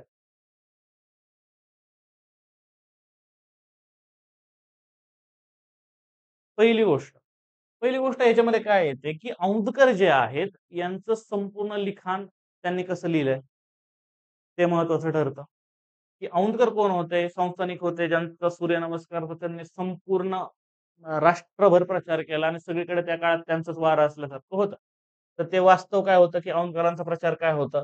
आणि औंधकरांचा तो प्रचार अत्र्यांपाशी आला आणि मग त्यांना त्याच्यातून साष्टांग नमस्कारची कथा सुचली आणि मग ते कथानक आलं. बरं. या कथानकामध्ये माणसांची कशी गुंफलेले आहेत. पहिली गोष्ट राव बहादूर शेषाद्री. बरं त्यांचं व्यक्तिमत्व एकूण कसं होतं? सामाजिक आणि राजकीय दांभिकतेचा एक ते स्पष्ट नमुना होते. बरोबर ते कोण होते?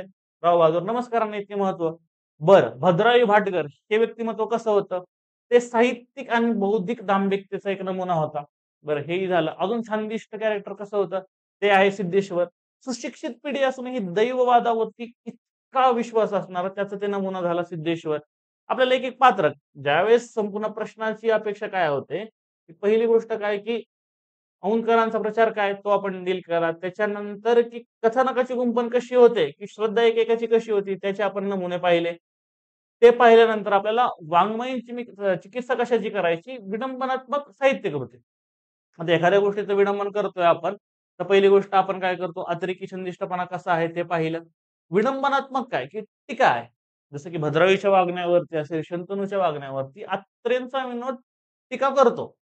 बरं, ज्येष्ठ विचारवंत लक्ष्मण शास्त्री जोशी कसे बोलतात, की अत्र्यांचा विनोद हा समाजाच्या बौद्धिक आळसावरती केलेला एक प्रकार हल्ला असतो. असे ज्यावेळेस संपादक असतील, लेखक असतील, विचारवंत असतील आणि समीक्षक असतील यांना ज्यावेळेस तुम्ही कोट करता त्यावेळेस तुमच्या उत्तरामध्ये एक वेगळी लय येते, एक वेगळा नाद निर्माण होतो. बरं हे झालं विडंबनात्मक. नाट्यमयी आहे, एक नाट्यमयताही आहे. तो लव्ह ट्रायंगल असेल तिघांमधला या सगळ्याच गोष्टी आणि आहे. हे त्या काळामध्ये नाटक हिटही झालं होतं आणि लोकप्रियतेचा उच्चांक गाठला होता.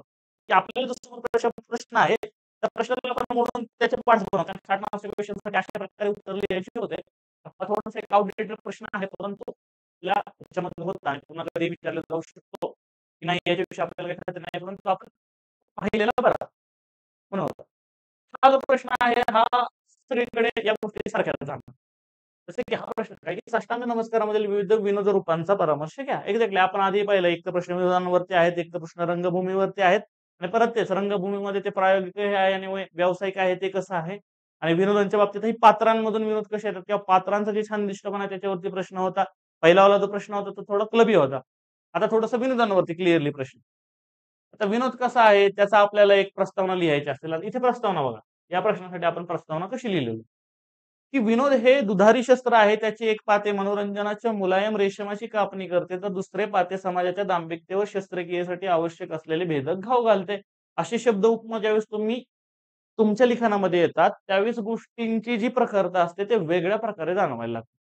आता अजून बघा, आचार्य प्रल्हाद केशवात्रे हे या शस्त्राचे केवळ कुशल वापरकर्ते नव्हते, तर ते या महान रणनीतिकार होते. त्यांच्या साष्टांग नमस्कार या नाट्यकृतीचा सखोल परामर्श घेतला असता हे स्पष्ट होतंय, की आत्र्यांनी विनोदाच्या विविध प्रश्नाला प्रस्तावनेमध्ये आपल्याला मेन्शन करायचं.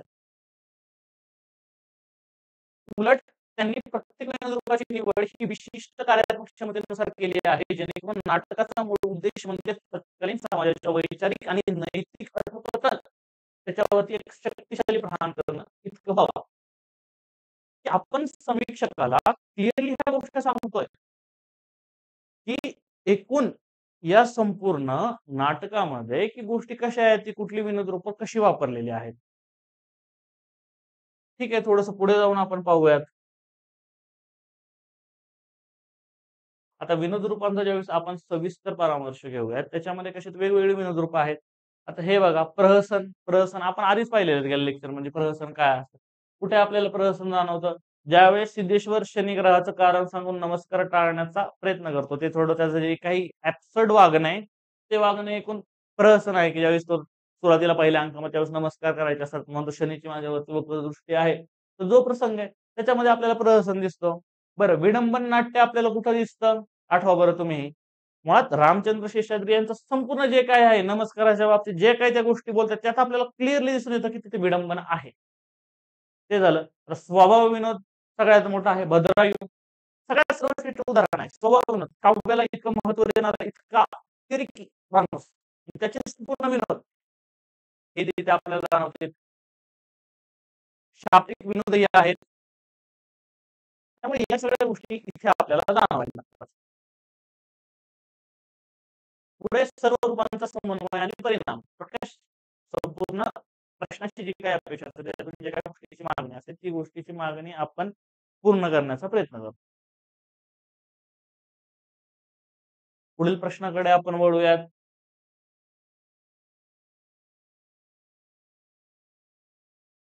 9वा प्रश्न बघा. साष्टांग नमस्कार या नाट्यकृतीतून आचार्य प्र.के. अत्रे यांनी प्रयोगशील आणि व्यावसायिकता यांचा संगम करून दाखवला आहे.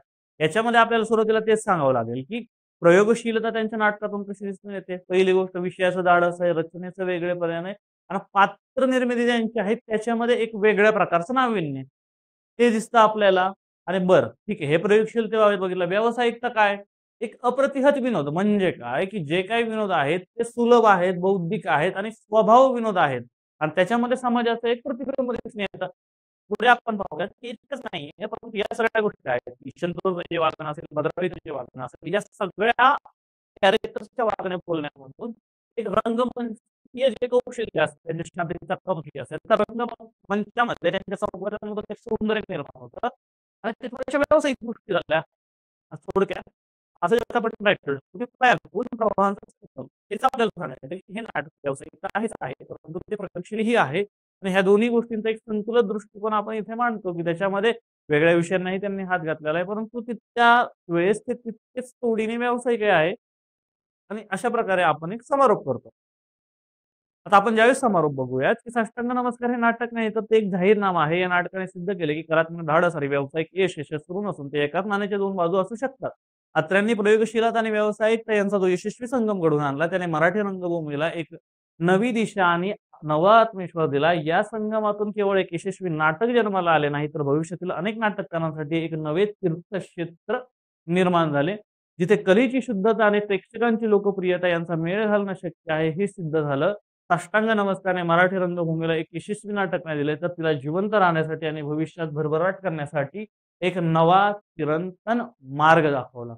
अशा प्रकारे ज्यावेळेस तुम्ही एखाद्या प्रश्नाचा शेवट करता, त्यावेळेस त्या उत्तरामध्ये एखाद्या परीक्षकाला ज्या गोष्टी हव्या असतात, ती कन्क्लूड करतो सगळ्या गोष्टी आपण त्या गोष्टी जाणवायला लागतात. त्यामुळे हे जे नमुना नोट्स आहेत, त्याच्यामधून तुम्ही तुमची भाषा अशा प्रकारे सुधारावा, तुम्हाला बाकी गोष्टींची कोणतीही गरज पडणार नाही. आता आपण पुढे जाऊया.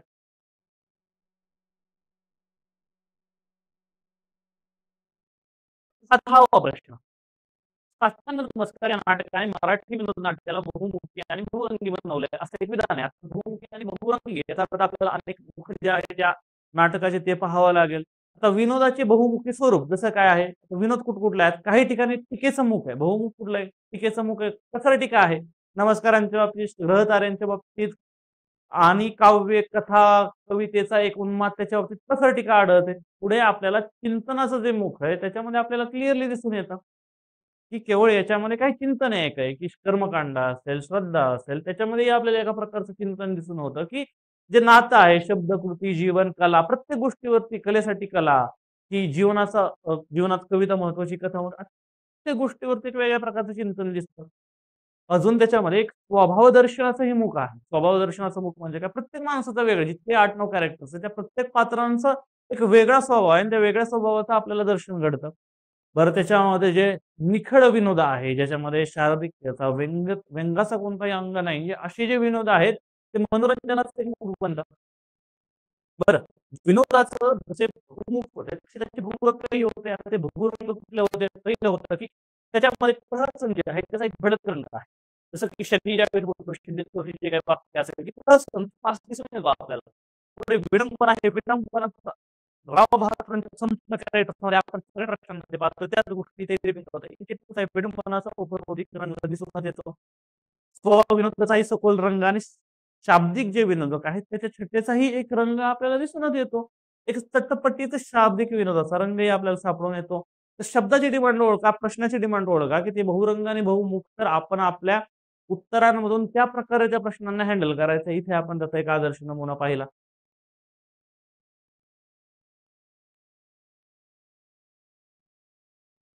पुढे आपण हा करावा प्रश्न पाहू. साष्टांग नमस्कार ही नाट्यकृती विनोद नाट्याच्या विविध रूपांचा एक्झॅक्टली विनोद नाट्याचे ही रूप आतापर्यंत कितीतरी प्रश्नांमध्ये आपण पाहिलं. रिपिटेशन, क्लिअर रिपिटेशन आहे विनोदांवरती हाही प्रश्न आहे. प्रहसनही पाहिलं आपण कुठे कुठे जाणवतं. आत्ताच पाहिलं विडंबन नाट्यही पाहिलं आपण कुठे कुठे जाणवतं आणि सामाजिक शिष्टाचार प्रदान की लोकांचे जे काही समाजाच्या तथाकथित जे काही शिष्टाचार आहेत ज्याला कॉमेडी ऑफ मॅनर्स म्हणतो ती आता याच्यातून संपूर्ण जाणवत येते. त्रिपुरी आहे, मलिन आता हे सगळे त्याच्यातून आपल्याला ती गोष्ट जाणून येते. ते स्वभावनिष्ठ विरोधी आहेत ते पाहिले. परंतु जी गोष्ट आपण पाहिलं ती काळं ब्लॅक कॉमेडी. ब्लॅक कॉमेडी कुठून येते? त्याचं की दुःख आहे, आजारपण आहे, या सगळ्या गोष्टींमध्ये आपण डान्स करतो की ते दुःख आहे, गडद ज्याला आपण काळ्या रंगाची कॉमेडी. बरं, त्यावेळेस कोणीतरी पदराची अमृत कावळे ऐकण्याचं वर्णन करतो. त्यावेळेस तो की सायाजी नमस्कार देवीच्या आजाराने मरण पावलेले चिमुकले छपकुडे.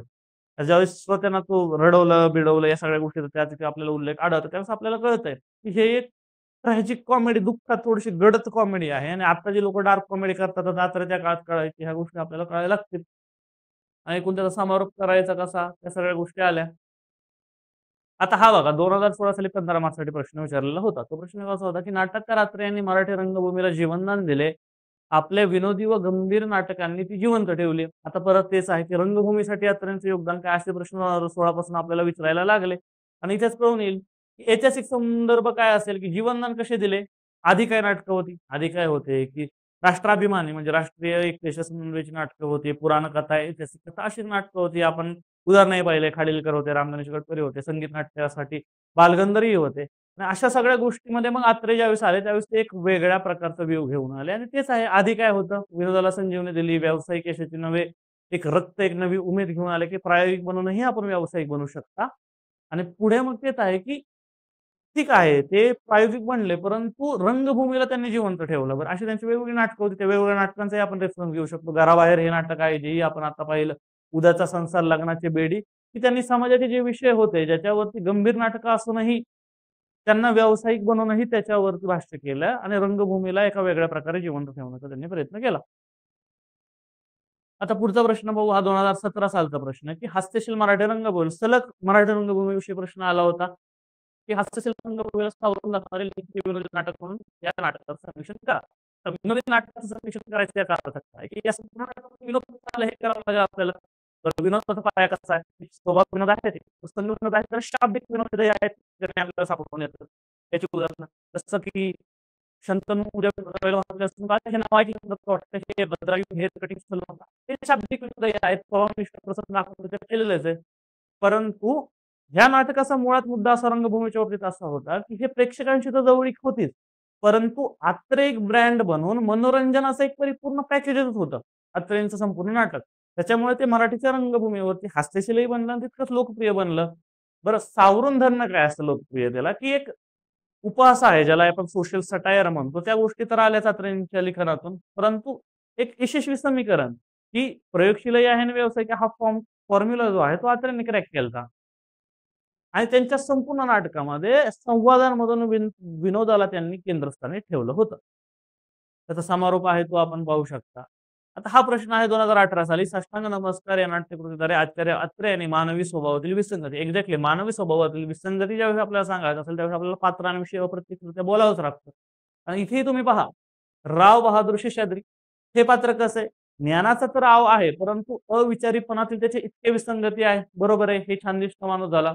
दुसरा माणूस कुठला? भद्रावी भाटकर. त्याचं कसं? त्याला सक्तीचा देखाव आहे, परंतु माणुसकी जी आहे, त्या माणुसकीचा अभाव आहे आणि त्या अभावाला आपण पाहू शकतो, त्याची विसंगती पाहू शकतो.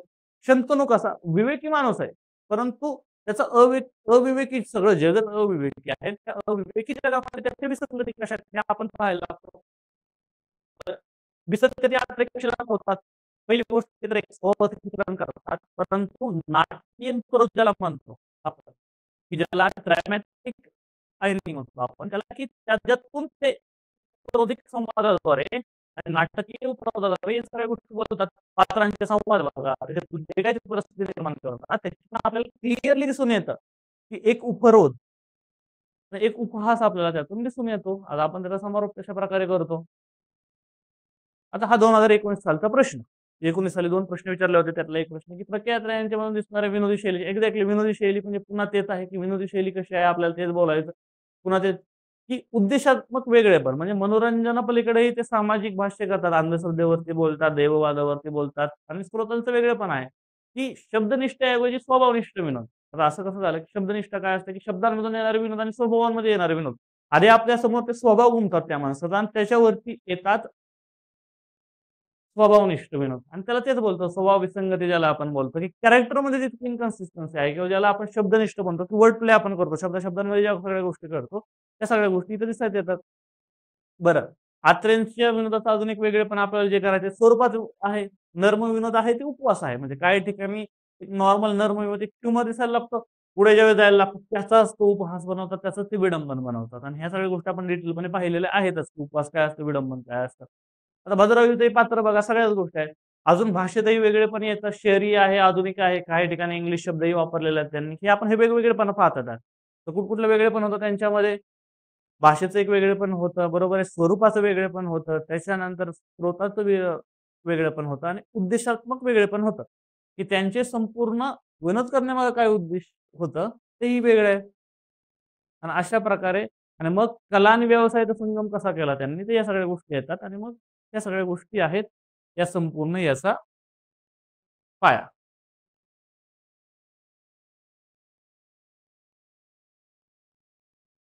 आता आपण पुढे जाऊया.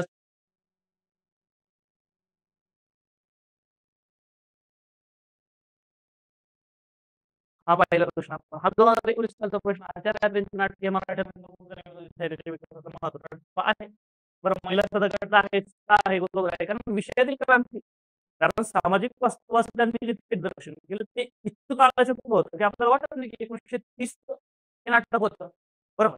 रात्रीने जो नाट्य रेखांकन किंवा संपूर्ण नाट्य साहित्यामध्ये जो बदल केला, की कथानकामध्ये स्वभावाला जास्त महत्त्व दिलं, कथानकाला कमी. बरं. त्यांच्या ज्या संपूर्ण नाटकामध्ये आहे, की तो कथेचा इतका जो बाज होता, तो भाषेचा बाज त्यांनी आधुनिकतेकडे नेला आणि जिवंत आणि वेगवान संवाद हीच त्यांच्या संपूर्ण नाटकाची किंवा नाटकाच्या प्लॉटची एक महत्त्वपूर्ण बाजू घडवली. तर हे उदाहरणार्थ बघा ना, की ज्यावेळेस ते हेअर कटिंगवाल्या गोष्टी घडतो, त्यात गंगाधर पाटील याच बाबतीत बोलतात, की अत्रेंच्या भाषेने नाटकाला प्रथमच बैठकीच्या खोलीतला जिवंतपणा दिला. बैठकीची खोली म्हणजे आपली जी बैठकीची खोली असते, की आतापर्यंत आपल्या लोकांमध्ये बोलणारे जे विनोद असतात ते दिसायला लागले. बरं, विनोदी साहित्यातील मैलाचा दगड आहे का, की एक सिग्निफिकंट गोष्ट ठरली का? अगदी. विनोदाला सामाजिक प्रतिष्ठाही दिली. आता एक समीक्षक आहेत, पण धोंड ते काय म्हणतात, की अत्रेंनी विनोदाला प्रथमच वैचारिक संघर्षाचं माध्यम बनवलं. अगदी खरं आहे. बरं, उपवासाची एक धारदार निर्मिती आहे. उपवास दिसतो. विडंबनाची एक परंपरा आहेच. परंतु या संपूर्ण विनोदामध्ये एक जी शैली आहे ती समाजावरती भाष्य तर करते, परंतु त्यांना खिळवतही सोडते आणि हेच अत्यंत वैशिष्ट्य होतं. हेच आपल्याला समारोपात लिहायचं. पुढे आपण पाहूयात, की 2020 साली प्र. के. अत्रे यांच्यावरती प्रश्न हा आला होता 15 मार्चला, की अत्रे यांनी मराठी नाटकाला कोणकोणत्या बाबतीत नवे वळण लावलं? एक्झॅक्टली तेच, की प्रसंगांपासून संवादापर्यंत पोहोचले. हा विषय येईल. विषयावरतीच आहेत, की जुन्या परंपरा तेच जुनाट विषय घ्यायचे. ह्यांनी नवीन विषय आणले. विनोदही तेच होते, की वेगवेगळे विनोदाचे अंग आणले. शाब्दिक विनोद, स्वभावनिष्ठ विनोद, खूप साऱ्या गोष्टी आणल्या. अत्र्यांनी थोडंसं नवीन विनोदात आलं. नाट्यभाषेतही त्यांनी एक आधुनिकता आणली. अत्र्यांनी नवीन प्रत्येक गोष्टीला ते वळण द्यायला लागले. उदाहरणं तुम्हाला माहिती आहेत, आपले जे एव्हिडन्स त्यातली उदाहरणं तुम्हाला द्यायचीच आहेत. आणि पाचकचित्रण जे असतं त्याच्यामध्ये व्यक्ती प्रवृत्ती तेच आहे. व्यक्ती कशा बोलली, व्यक्तीपेक्षा त्यांनी फोकस नाही ठेवला. तर प्रवृत्ती त्याचं कॅरेक्टर कसं आहे? त्या कॅरेक्टरवर ते महत्त्व दिलं. पुढे काय, की त्यांचं तेच आहे. त्यांच्या नाटकातून तेच आहे. आपल्याला पी.वाय.क्यू मधून एक अभ्यास करायचा आहे, की त्यांनी कला आणि व्यवसाय ह्या सर्व गोष्टी एकत्रित केल्या. बरं. हा 2021 साली प्रश्न आहे, की मानवी प्रवृत्तीचे भडक विडंबन. पुन्हा त्यासाठी एक विनोदनिष्ठ एका विनोदाच्या स्पेसिफिक पार्ट विषयी क्लिअरली प्रश्न होता. आता मानवी प्रवृत्तीचं विडंबन विषय कसं होतं? दांभिकतेची आणि प्रतिष्ठेच्या हव्यासाची प्रवृत्ती असं कोण कॅरेक्टर होतं ते होते राव बहादूर. बौद्धिक अहंकार आणि स्वार्थाची प्रवृत्ती कोणाची होती? ती होती कवी भद्रायुची. अंधश्रद्धा आणि बिनविवेकीपणाची प्रवृत्ती कोणाची होती? ती होती सिद्धेश्वरची. आदर्शवादाचा संघर्ष कोणाचा होता? तो होता शंतनूचा. ही विडंबनाची बरं आहे. विडंबनासाठी आचार्यांनी कुठकुठली साधनं वापरली. अतिशयोक्ती आहे, काही ठिकाणी अतिशयोक्ती जाणवते आपल्याला. काही ठिकाणी स्वभाव विसंगती आहे. खूपदा राव बहादुरांच्या बाबतीत आपल्याला त्या गोष्टी जाणवतात. उपरोधिक संवाद खूप सारे पुष्कळ आपल्याला दिसून येतात. पुढे त्या संपूर्ण गोष्टी आपण बोलतो, की विडंबनाच्या बाबतीत आत्र्यांच्या ज्या प्रश्नात उत्तर लिहिताना आपल्याला हे प्रश्न आले पाहिजेत. आपण पुढे जाऊयात. हा 2022 सालचा प्रश्न आहे, की साष्टांग नमस्कार हे एक प्रयोगशील व्यावसायिक नाटक आहे.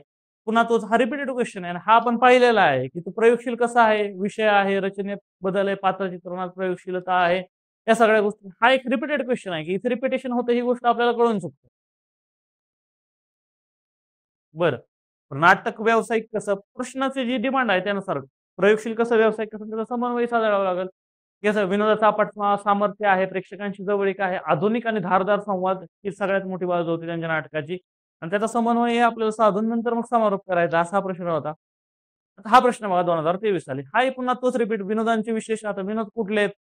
पहिली गोष्ट स्वभाव मध्ये विसंगती आले, ते विनोद आहेत. वस्तुनिष्ठ विनोद तेही आहेत. पुन्हा भाषिक आणि वाचिक विनोद आहेत का तेही आहेत. काही ठिकाणी शाब्दिक क्रमांक आहेत, काही ठिकाणी कौतिकवाद विनोद आहेत, काही ठिकाणी विडंबना काही ठिकाणी अतिशयोक्ती होणारा वृत्ती आढळते. आणि सामाजिक ऐक्यता साधून एकजण येतात. अंधश्रद्धेवर पदार्थ धार्मिकतेवरतीही विडंबन करतात. तर अशा प्रकारे विनोद आहेत आणि खूपदा आपण अनेक प्रश्न पाहिलेलंच आहे. हा 2024 सालचा प्रश्न. साष्टांग नमस्कार या नाटकातील छानदिष्ट माणसांची एक संपूर्ण विश्व साकारले आहेत. आत्तापर्यंत मला सांगा इतके प्रश्न आपण पाहिले. या प्रश्नाचं उत्तर सोडवण्यासाठी तुम्हाला वेगळ्या काही प्रश्नाची गरज आहे का? 2023 पर्यंत तुम्ही आपले नोट्स फॉलो केले असते आणि सगळ्या प्रश्नांची उत्तरं तुम्ही व्यवस्थित ठेवली असते. त्याच्याविषयी मॉडेल आन्सर तुम्ही प्रॅक्टिस केले असते. 24 हा प्रश्न तुम्हाला अवघड गेला असता. उदाहरणं तुमच्याकडे आहे, स्ट्रक्चर तुमच्याकडे सगळ्या गोष्टी आहेत आणि एक्झॅक्टली 3 रिपीटेड क्वेश्चन आहे, की छानदिष्ट माणसांचा एक विश्वास. आता छानदिष्ट माणसांचा विश्वास साधक बाधक चर्चा करा. फक्त प्रश्नामध्ये हाच फरक आहे, की आहे पण विश्व नाही पण प्रश्न विश्व. सुंदर प्रश्न होता. आता आहे विश्व कसं छानदिष्ट माणसं तर आपल्याला माहित आहेत. राव बहादूर आणि त्यांचं नमस्काराचं विश्व, भद्रावे भाटकर आणि त्याच शब्दांची जी बुडबुड आहेत ते वालं विश्व ते झालं. सिद्धेश्वरचं कशाचं ग्रह नक्षत्रांचं त्याचे जाळे हे झाले छानदिष्ट माणसांचं विश्व. त्याच्यात आहे का साधक चर्चामध्ये आपण काय बोलणार की आहे विश्व. बाधक चर्चामध्ये बोलणार की फक्त त्यांच्या संपूर्ण नाटकामध्ये छानदिष्ट जग नाहीये. कसं की प्रशांतनं जे कॅरेक्टर होता तो छानदिष्ट होता का नाही? कारण तो व्यावहारिक होता, तो कृतिशील होता. वास्तवात आणि कृतिशीलतेचा शंतनू आवड झाला. शोभना सुद्धा की तिचं कवितेवरती प्रेम होतं, कदाचित अतिरेकी प्रेम होतं, परंतु तुझा जो वैचारिक प्रवास होता ते छंदिष्टचं जे संपूर्ण जग आहे त्यात येत नाही. बरं, बाहेरील जगाचे जे प्रतिबिंब आहे, त्रिपुरा आहे, मलिनास आहे, ते छानदिष्ट नाहीयेत. एक ठग आहे आणि एकाच वैचारिक वाढ होतीये, संपूर्ण विकास घडत आहे. त्यामुळे तेही नाहीये. त्यामुळे संपूर्ण नाटकात सगळे छानदिष्टच माणसं आहेत अशी नाहीयेत. काही माणसं आहेत, परंतु काही माणसं जशी आहेत, शोभना आहे, शंतनू आहे आणि मलिनाथ त्रिपुरा आहेत, ते नाहीयेत. आणि जो छानदिष्टपणा जोही वापरलाय नाटकामध्ये, तो एक कथेची गरज आणि एक उपहासात्मक साधन म्हणून वापरलेला आहे. त्याच्यामुळे ज्यावेळेस आपण दोन्ही गोष्टी कंबाईन करून साधक बाधक चर्चा करून संतुलित बोलतो, त्यावेळेस असं की आहे छानदिष्टही आहेत, पण काही माणसं छानदिष्टही नाहीयेत आणि ती त्या संपूर्ण नाटकाच्या कथानकाची गरज असते. इतक्या सगळ्या गोष्टी येतात त्याच्यामध्ये. मग आपण समजा तेच बघितलं आपण आतापर्यंत. परंतु आता समजा आपला प्रस्तावना लिहायची तर हा प्रश्न प्रस्तावनेमध्ये आपण गोष्टी शिकायला हव्यात. तर ही प्रस्तावना बघा. प्रल्हाद आचार्य प्रल्हाद केशव अत्रे यांच्या प्रतिभेच्या पटलावर साकारलेले प्रस्थाने नमस्कार हे मानवी स्वभावातील वैचित्र्यांच्या आणि विक्षिप्तपणाचा एक जीवन प्रदर्शन आहे. या नाटकाच्या विश्वात प्रवेश करताच तर्क आणि वास्तवाचे नियम मागे पडतात आणि प्रत्येक पात्र आपापल्या छंदाच्या हिंदोळ्यावर झुलताना दिसते. अत्र्यांची सिद्धहस्त विडंबन शैली या विश्वाला एकाच वेळी हास्यास्पद आणि अंतर्मुख करणारे बनवते. प्रश्नातील विधान की नाटक ही छंदिष्टपणाचे एक संपूर्ण विश्व आहे हे नाटकाच्या अंतरंगात डोकवण्यास प्रवृत्त करते. राव बहादुरांचा नमस्कार वेळ हे विश्वाचं गुरुत्वाकर्षण आहे. शब्द बघा आपण उपमा कशा प्रकारे देतोय की राव बहादुरांचा नमस्कार वेळ हे विश्वाचं गुरुत्वाकर्षण आहे, तर भद्रावळीची काव्यधुन्य आणि सिद्धेश्वराचा ज्योतिषनाथ हे त्याचे अभिन्न अंग आहेत. तथापि या संपूर्ण सं या विश्वाला संपूर्ण छानदिष्ट म्हणणे म्हणजे अत्र्यांच्या बहुस्तरीय सामाजिक टीकेला एका चौकटीत बंदिस्त करण्यासारखे होईल. कारण एका छानदिष्टपणाच्या धुक्यात शंतनूसारखा वास्तवात आणि खरा चमकतो आणि शोभण्यासारख्या पात्राचा वैचारिक प्रवास या विश्वाची सीमा स्पष्ट करतो. म्हणून हा छानदिष्टपणा केवळ ध्येय नसून समाजातील दांभिकतेवरती उगारलेले एक प्रभावी शब्द अस्त्र, अत्रे शब्द अस्त्र असं आपण बोलतोय. हे लक्षात घेऊन त्या विधानाची साधं चर्चा करणे आवश्यक ठरते. समजून घ्या.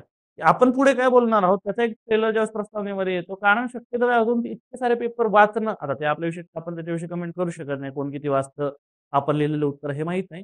परंतु प्रस्तावनेमधूनही आपण कळवून देतो, की आपल्याला ह्या उत्तरामधून तुम्ही काय अपेक्षित करू शकता.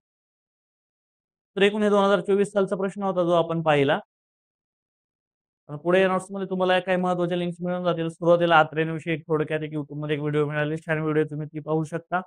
त्याच्यानंतर महात्मा फुलेंवरती जो चित्रपटही आहे तुम्ही पाहू शकता. पुन्हा आपलं जे मराठी साहित्य पाहिलं असेल ते पाहू शकता.